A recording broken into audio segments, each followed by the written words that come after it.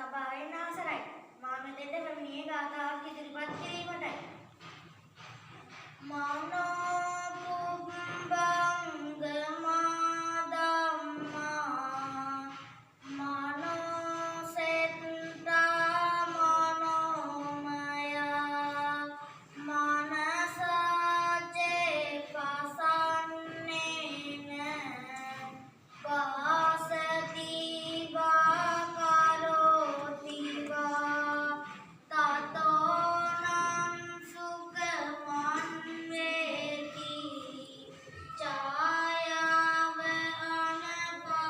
අනපායිනී. සිතිවිලි දහම් මනස පෙරළි කොටගෙන ඇත. මනස ශ්‍රේෂ්ඨ කොටගෙන ඇත. මනසෙහිම උපදී.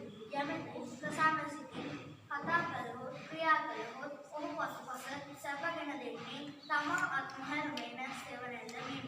ස්තුතියි.